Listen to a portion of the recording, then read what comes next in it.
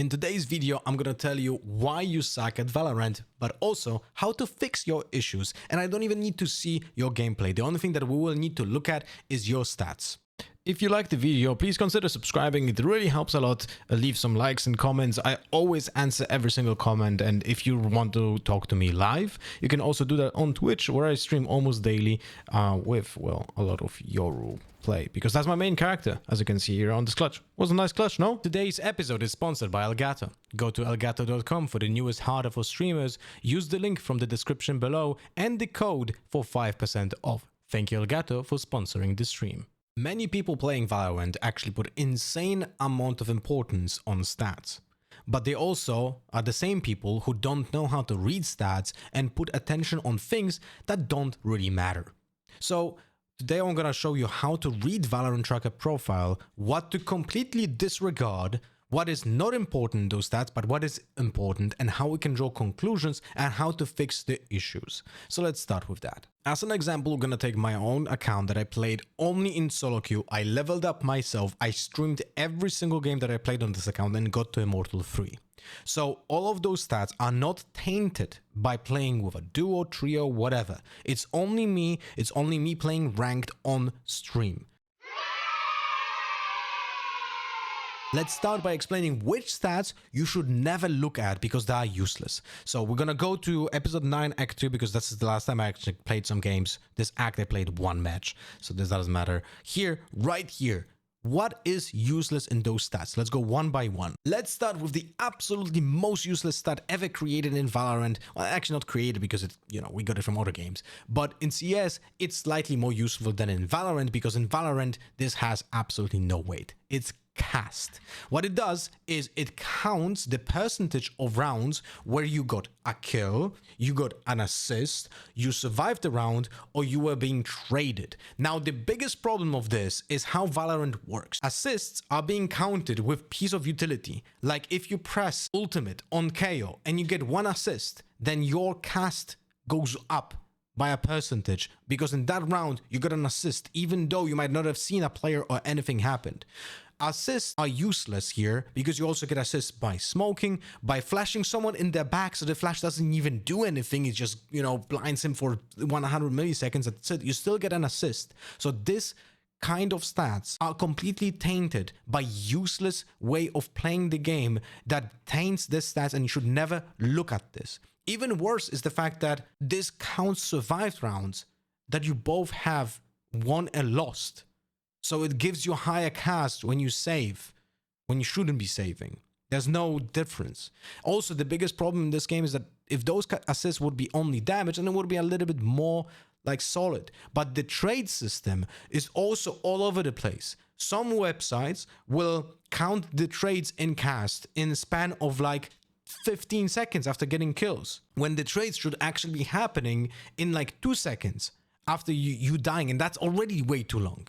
So it's very hard to justify those kind of stats in a game like Valorant because of lack of context. So never look at cast. It's absolutely useless. Second useless stat for your tracker is gonna be the damage delta. It essentially counts how much damage did you get and how much damage you received on average, and it shows to you, did you deal more damage than received on average. It doesn't even work right, because if you get dealt 250 damage with an operator headshot, but you deal 160 to someone else, you're minus 90 points in damage delta. So the damage is tainted by overflowing damage and essentially is misleading because of that. So you should never pay attention to those stats. Another terrible stat that you should never look at is the KAD ratio, because it's tainted by assists. As I explained in the cast, assists are working in Valorant differently than in other games. You can get the useless assist by not doing anything. The smokes assist, the flashes from behind assist, the non-damage assist in this game taint this kind of stats. So don't look at it at all. And now the biggest useless stat of them all, tracker score. I don't even know who thought this is gonna be a good indication of anything, and I unfortunately know that so many people actually pay attention to the tracker score. Think about it for a second. In this act, I won 9 games and 2 losses. I had 75% win rate, decent damage, good KD, and somehow my tracker score is below half. 484 out of 1000. Why? Because it counts damage delta, which we established that is useless, and cast that we established that is useless. But not only that, it counts round wins. Why not win rate? It makes absolutely no sense. Like, winning games doesn't count in the tracker score because what is important is round wins. Please, for the love of God, don't look at the tracker score. It's a very superficial way of looking at your performance that almost never gets aligned unless you completely pop off. Don't pay attention to the tracker score at all. A few moments later. Going back, I just wanted to show you something. This is very cool. My performance in those 11 games here by tracker score was 484, right? So very bad. But then you look at the one game I played in this season on this account and I lost it, but I had incredible like ACS because I was like 173 damage, 1.3 KD, and somehow my tracker is like 777 after 1000, even though I lost the game. Like, it makes no sense. This is why you should not pay attention to this tracker score at all. Like, it makes just no sense. Don't look at tracker score. Now, what is the most important stat there ever is? Because people will say headshot rate. Actually, it's the win rate. If the win rate is high, that's cool. Like, that's what counts. Only winning games counts. Doesn't really matter what else happens. If you're consistently winning more the games than you lose, you're gonna get better. You're gonna get higher. If you play in solo queue, that means that you're doing something correctly if you are consistently winning games. Now, headshot rate, on the second hand, is something that people put so much attention to, but they don't understand what to look at. So, look at this. I have 19.3% headshot rate. People will laugh at that. Immortal free player with 19.3 headshot rate? Well, let's take a look actually what is important in the headshot rate. You should never look at the headshot rate that is overall over here. The only headshot rate that you should look at is the one that you have here in the tracker on the bottom that has a split between headshot rate, body rate, and leg shot rate. So, and also the important is the guns that you're using. Like, the stat on the top only showcases headshot rates from all the weapons all combined. If you play mostly shotguns or SMGs, for example, because for some reason that's what you like, your headshot rate will be naturally lower. If you play a lot of snipers, your headshot rate will be naturally lower because you're gonna get a lot of kills with not a lot of headshots. So what we pay attention to is only the stats from Vandal and Phantom, and then the third weapon that you typically have in the top weapons. Fortunately for me, you can see here that my top performing guns are the ones that actually matters when it comes to the headshot rate. So you can see that on the Vandal, I have 34% headshot rate, which is okay, not really anything impressive, but I was never saying that I am a mechanical demon. I'm actually a player who plays more with game sense and communications than with aim itself. I try to outplay people with utility, I try to outplay people by positioning well, not by out-aiming them, because to be fair, 8 out of 10 players in my lobby probably have better aim, way better aim than I have. But what can we learn when people send me dead trackers on stream to analyze? One of the many key issues here is something like this. Someone sends me a tracker and has 19% headshot rate, 65% body rate, and that leaves 16% on the legs, right? So that's 100% together. And from that, we can read a few things. One, his headshot rate is way too low. Anything that is below 25% on a Vandal, I would consider can be built up. So now, with that in mind, we will find an issue with what is happening here. If the headshot rate is that low, but there's also that many shots on the legs, that means that the player is, like, in most cases, spraying too much and is dragging his crosshair to the ground and just hitting too many legs. So he's committing and panic shotting, which means he's most likely crouching and just spraying, which is not the correct way of playing Valorant. You want to be bursty with your guns. You want to go AD and burst. You don't want to really commit to gun sprays unless you have really no other options. So that is one of the conclusions that we can draw from that. If someone would have, for example, 19% headshot rate, and then we would transfer 6% from the legs to the body, right? So we go 71%, and here we're gonna have 10. So he goes 19, 71, 10. Then we can read from this that most likely His crosshair placement is not the best. He's controlling his gun pretty decently, but he is not hitting the headshots because he's either not holding the angle correctly or is just not holding angles at all. He might be just reacting to people just swinging out. So that's something that we should look at the VOD, but you can do that yourself. If you see that you're like hitting not many headshots, but you're hitting many more body shots and even less leg shots. So like this, for example, we have 76% on body and only 6% on the legs. That means that most likely you're just playing the Valorant by not holding an angle, but reacting to people pushing out. And your aim might not be bad, but you are not holding for a headshot. So you're ending up in duels that are not favoring you a lot. And because of that, you hit so many body shots. You might also spray a lot, but your control is a little bit better than the guy that was spraying legs, but still ends up with not a lot of headshots. So I would go back to your own gameplay and examine every single angle that I'm holding. If it means that I'm holding it incorrectly, if I'm holding the crosshair too low, too high, or maybe I'm just not holding the angle and I'm just running around and just reacting to people holding angles themselves or people pushing out. Now take a look at my own stats when playing Stinger. I have 16% headshot rate, 74% body shot rate, and 11% legs. And I know why.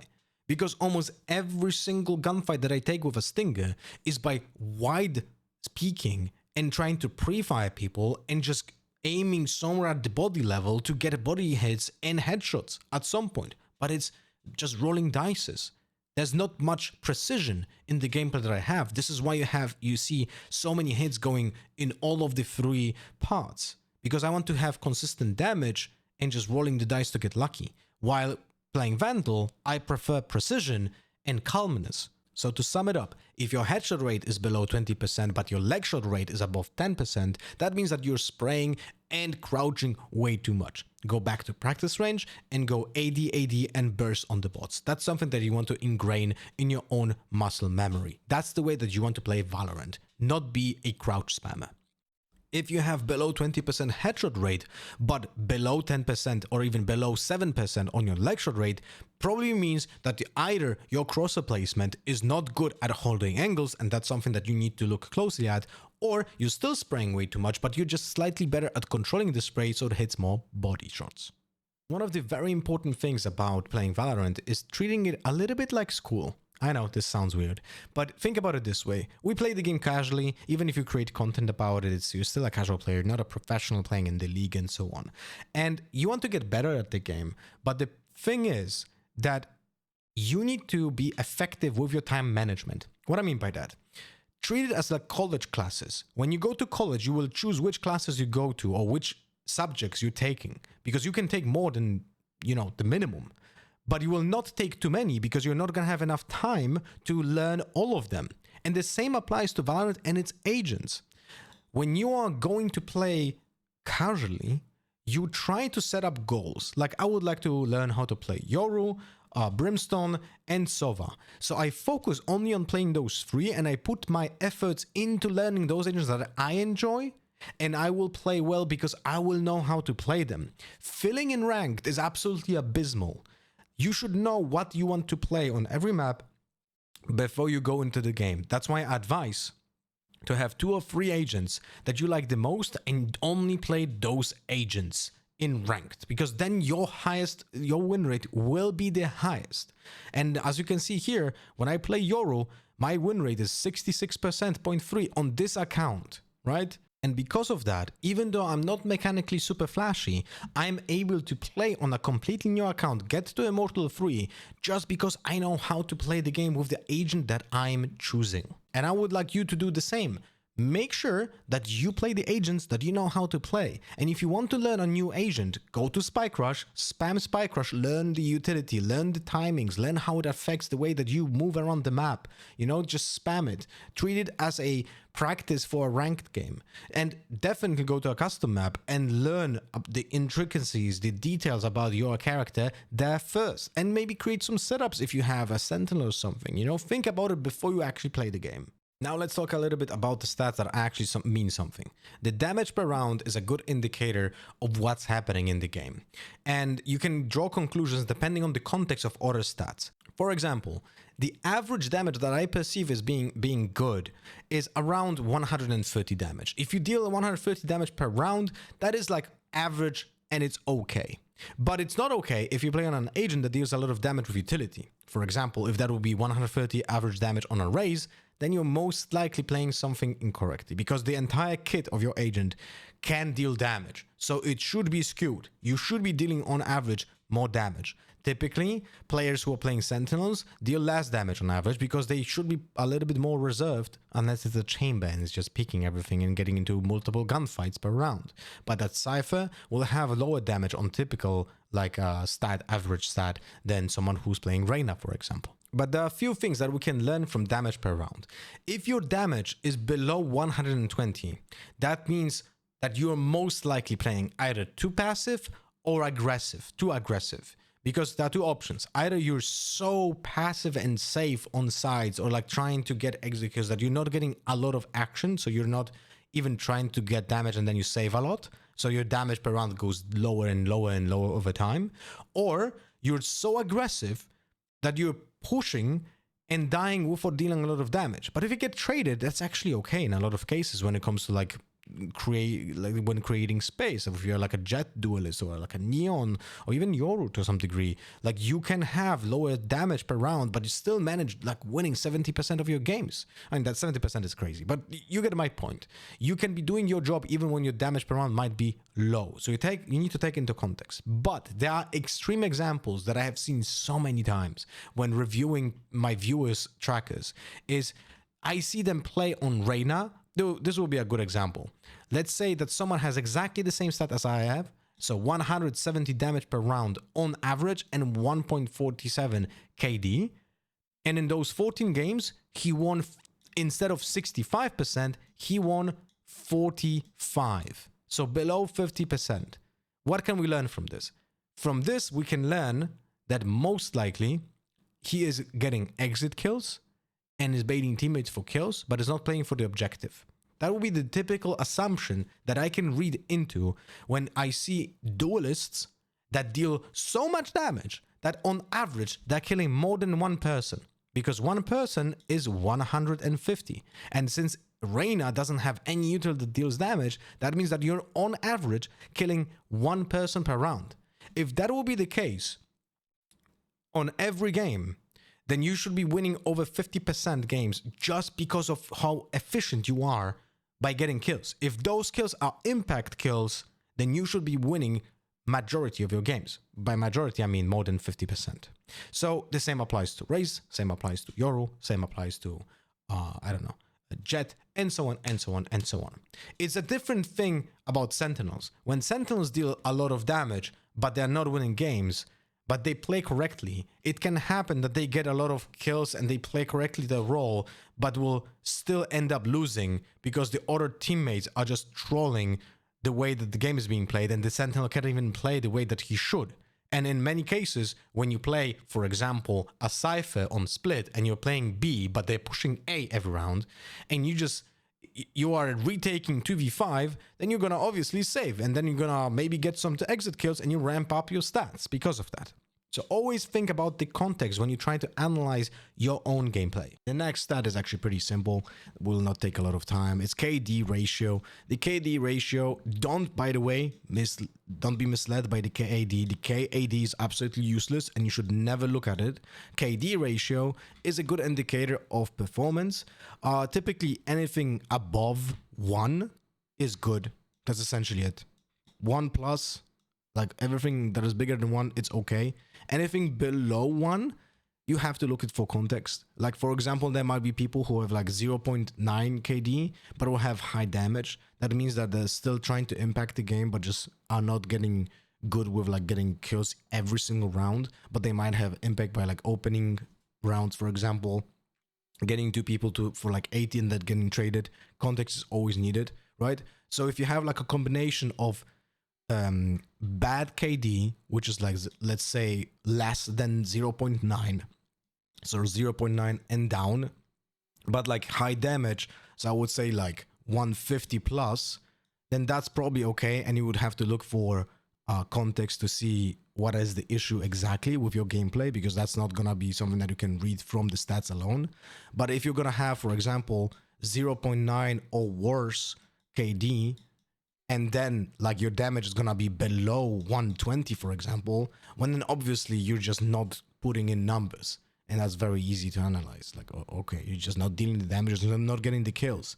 The outcome of that depends on context, like also depending on your role. Sometimes people with stats like that will be playing Sentinels, and they might still have positive win rate because they play for the objective, and you need to look at what they play, which agents they play, to understand what is achieving. Because if you have low stats, if you play solo queue, of course, remember, if you play solo queue, right?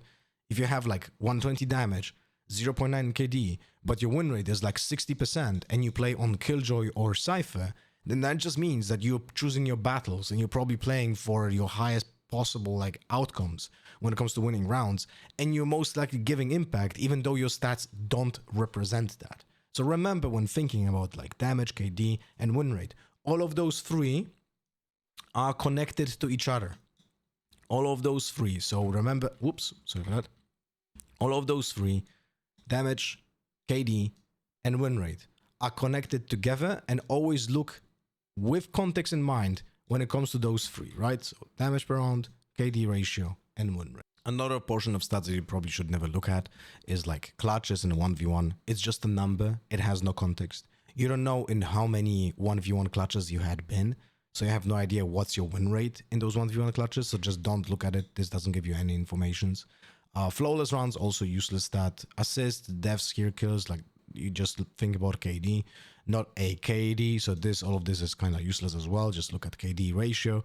ACS, I don't think you should be paying attention to it. There should be a whole overhaul, a rework of the ACS system, because it's highly uncalibrated today, and I probably could make another video why ACS sucks right now. If you want that video, let me know in the comments, by the way. And kills per round, that's another thing that you kinda can speak about exactly the same way as about KD ratio. Some players will have very small kills per round ratio because of the roles they will play, and some will just have the stat being, you know, boosted to the moon because they're just running away in amok with like a raise and just chucking damage everywhere, and they're just getting kills all the time. So I don't think this should be any kind of designation of how good performance do you have.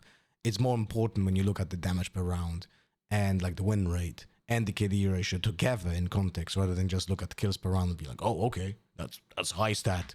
That is high stat. Otherwise, low stat. Like it's without context doesn't really give you much. Now, when it comes to first bloods, though, that also depends on the context. There's no defense and attack here, so you don't know which are which.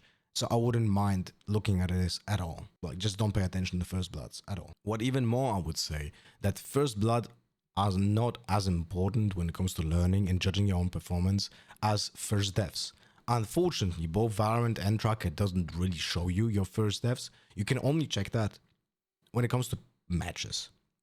Like, you can go into your match here and check, oh, I died twice as first. And then you should probably look through the rounds and learn from that round, why did you die first?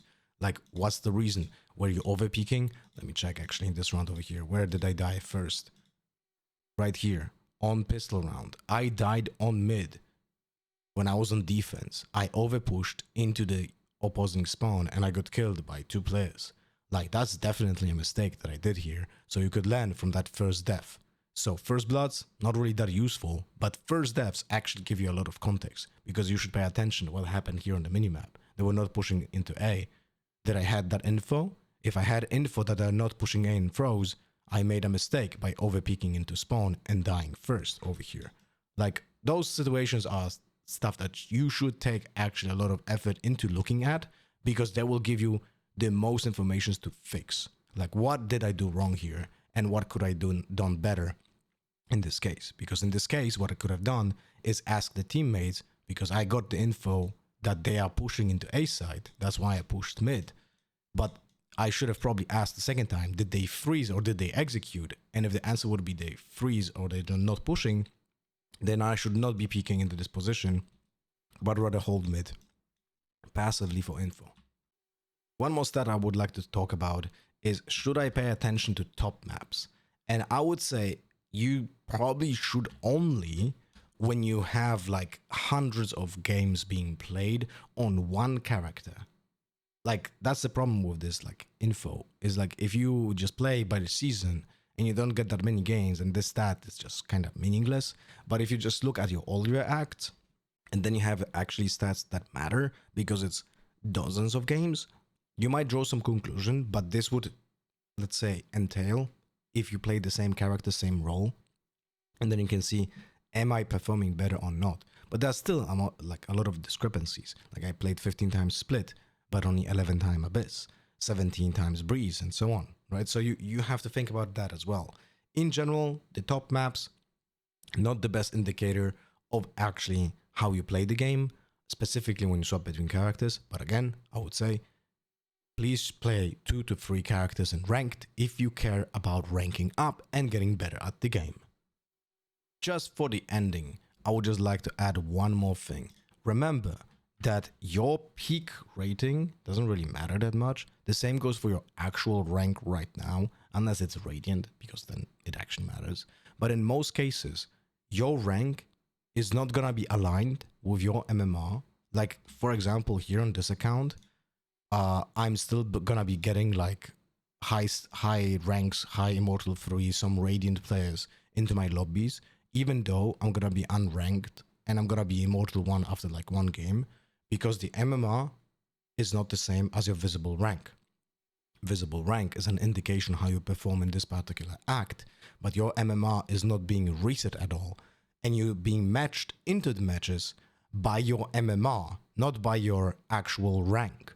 So you can get into only Immortal 3 lobbies, for example, even if you are like Ascendant 3 or Ascendant 2, just because your MMR is giga high and you're gonna be paired into that lobby even when you play solo. So I would just like to tell you, don't pay attention too much to your shiny rank. Pay attention if you're actually getting better at the game. Hope you guys enjoyed the video. Let me know in the comments if you have any questions. Bye bye.